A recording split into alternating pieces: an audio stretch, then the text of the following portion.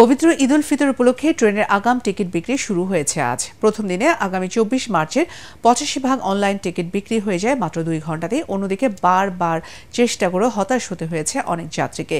Kamalapur railway station manager Shahadat Hossain জানান, কালোবাজারি বন্ধে এবার বাড়তি সতর্কতা নিয়েছে রেলওয়ে কর্তৃপক্ষ। অন্যের কেনা টিকিটে ভ্রমণ বন্ধে চলবে কড়া তল্লাশি। রিপোর্ট করছেন আদ্দিন সচিব।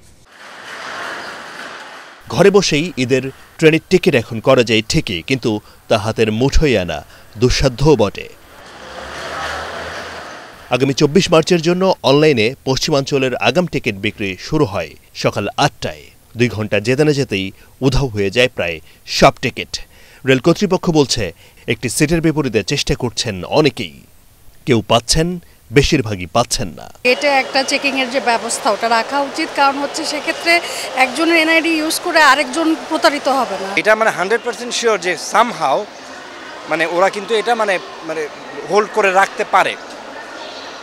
এখন যেমন আমরা 10 দিন আগে যদি কাটি, অনেক সময় দেখা যায় যে সকাল উঠে যদি কাটতে বসি, খুব লাকি হলে পাওয়া যায়। কমলাপুরের স্টেশন ম্যানেজার শাহাদাত হোসেন বলেন, যাত্রীদের সেবা নিশ্চিতে এবার ঈদ যাত্রায় ৫ জোড়া বিশেষ ট্রেন চলবে। প্রতিদিন ৩৩,০০০ সিটের বিপরীতে ৫৫,০০০-এর মতো যাত্রী যাতায়াত করতে পারবেন।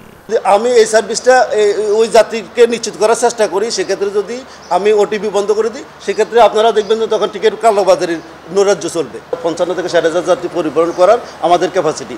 সেক্ষেত্রে আমাদের যদি ৬ লাখ যাত্রী টিকিট চায়, সেক্ষেত্রে এত আমরা সবাইকে টিকিট দেওয়া সম্ভব হবে না। সুযোগ সন্ধানীদের সতর্ক করে দিয়ে এই রেল কর্মকর্তা বলেন, অন্যের টিকিটে কাউকে ভ্রমণ করতে দেয়া হবে না, তল্লাশি হবে কয়েক দফায়। প্ল্যাটফর্মে প্রবেশের মুখে সেখানে হচ্ছে, আবার আমাদের যখন ট্রেন স্টেশনের ভিতরে যখন প্রবেশ করতেন সেখানে হচ্ছে, ডেস্টিনেশনে যাওয়ার পরেও চেকিং হচ্ছে, কয়েকটা স্তরে চেকিং হচ্ছে, যাতে এটা স্বচ্ছতা ঠিক থাকে। বরাবরের মতো এবারও যাত্রার আগে স্ট্যান্ডিং টিকিট কেনার সুযোগ থাকছে।